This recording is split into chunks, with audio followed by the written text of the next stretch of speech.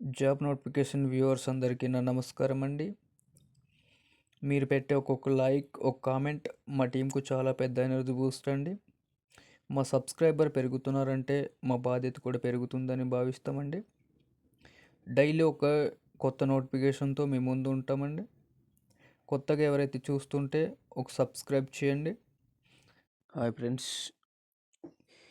ఈరోజు government job కొత్త notification వచ్చింది. ఎవరైతే బీటెక్ చేసిన అభ్యర్థులు చాలా మంచి అవకాశం అప్లై చేయడానికి. శాలరీ చూసుకుంటే 20,000 పైన ఉంటుంది. 20,000 నుంచి పైన ఉంటుంది శాలరీ. క్వాలిఫికేషన్ అలాగే వీడియో చివరి వరకు చూడండి. స్టెప్ బై స్టెప్గా వివరించబోతున్నాను. అలాగే జవహర్లాల్ నెహ్రూ యూనివర్సిటీ హైదరాబాద్ నుంచి నోటిఫికేషన్ రిలీజ్ చేయడం జరిగింది. కంప్యూటర్ పోస్టులు చూసుకుంటే ఇక్కడ పోస్టులు చూసుకుంటే జూనియర్ రీసెర్చ్ ఫెలోస్ బీఈ లేదా BTech, ME, MTech, CEC, civil, allied ఏదైనా గ్రూప్ కలిగిన పోస్టు గ్రాడ్యుయేట్ చేసిన అభ్యర్థులకు మంచి అవకాశం మిస్ చేసుకోవద్దు. అలాగే మన ఛానల్ చూస్తున్నాగానే సబ్స్క్రైబ్ చేసుకోవట్లేదు, ఒక సబ్స్క్రైబ్ చేయండి, ఓ లైక్ చేయండి, సపోర్ట్ చేసినట్టు ఉంటుంది. అలాగే ఏజ్ లిమిట్ చూసుకుంటే ఇక్కడ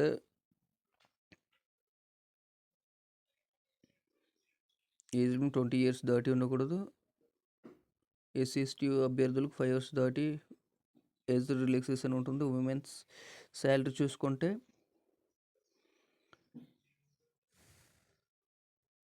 శాలరీ చూసుకుంటే 37,000 ప్లస్ 30% హెచ్ఆర్ఏ ఉంటుంది. అలాగే laboratory assistant technicians jobs for JNTU in హైదరాబాద్లోనే శాలరీ 20,000 ప్లస్ 30% హెచ్ఆర్ఏ. ఇప్పుడు ఎసెన్షియల్ క్వాలిఫికేషన్ చూసుకొని డిప్లొమా, డిగ్రీ ఏదైనా ఇంజనీరింగ్ డిసిప్లిన్లో చేసి ఉండాలి. అప్పర్ ఏజ్ లిమిట్ 50 సంవత్సరాలు దాటి ఉండకూడదు.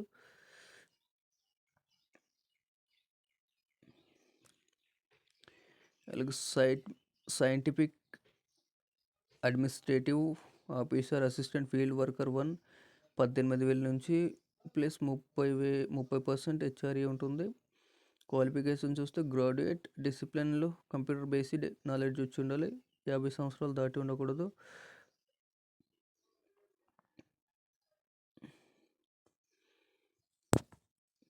మొత్తం పోస్టులు చూసుకుంటే ఇవి టెంపరీ పోస్టులు